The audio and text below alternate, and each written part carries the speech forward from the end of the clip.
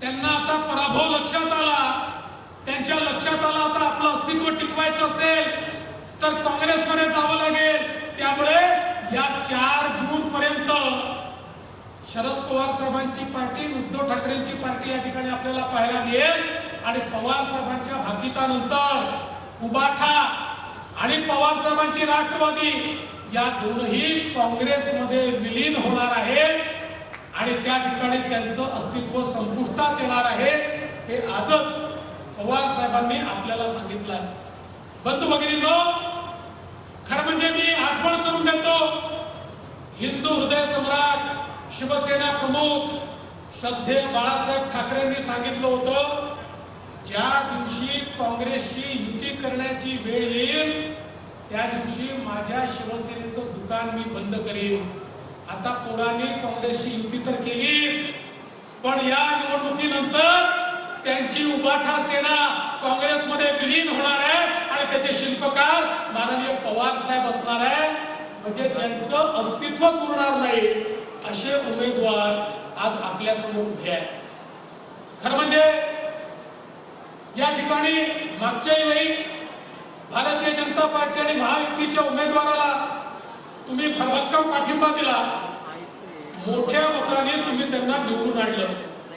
पण बंधू भगिनींनो, मोठ्या मताने निवडून आणल्यानंतर 5 वर्षामध्ये त्यांचा जो व्यवहार होता, खरं म्हणजे निवडणुकीचा काळ आहे, सगळ्या गोष्टी सार्वजनिक करायच्या नसतात, त्यामुळे मी त्याबद्दल बोलणार नाही।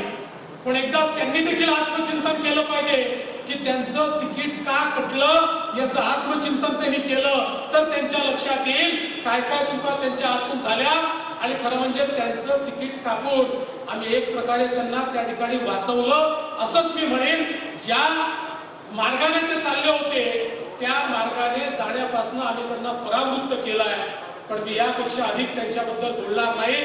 मला विश्वास आहे की ताईंसारख्या ज्यांनी या जिल्ह्यामध्ये प्रचंड काम केलंय, जिल्हा परिषदेच्या माध्यमातून एक आमदार म्हणून विधान परिषदेच्या त्यांनी जनसामान्यांमध्ये आपली एक प्रतिमा उभी केली आहे आणि म्हणून मला विश्वास आहे की निश्चितपणे आपण सगळे लोक ताईंच्या पाठीशी उभे राहू।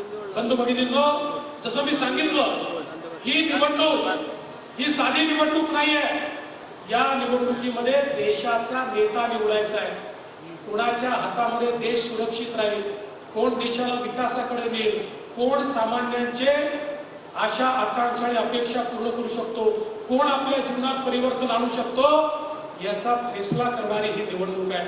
आणि लक्षात ठेवा, या ठिकाणी केवळ 2 पर्याय आहेत। एक पर्याय विश्व गौरव असलेले, विकास पुरुष असलेले आपले नेते नरेंद्र मोदीजी आहेत आणि मोदीजींच्या नेतृत्वामध्ये या ठिकाणी आपली महायुती आहे। ज्या महायुतीमध्ये या ठिकाणी एकनाथराव शिंदेजींची शिवसेना आहे, या ठिकाणी अजितदादा पवारांची राष्ट्रवादी काँग्रेस आहे, या ठिकाणी आपली मनसे आहे, या ठिकाणी रिपाई आहे, या ठिकाणी रासपा आहे आणि आता आपली एकलव्य संघटना देखील आपल्या सोबत आहे। या ठिकाणी वेगवेगळ्या संघटना मिळून एक आपली मोठी महायुती तयार झाली आहे।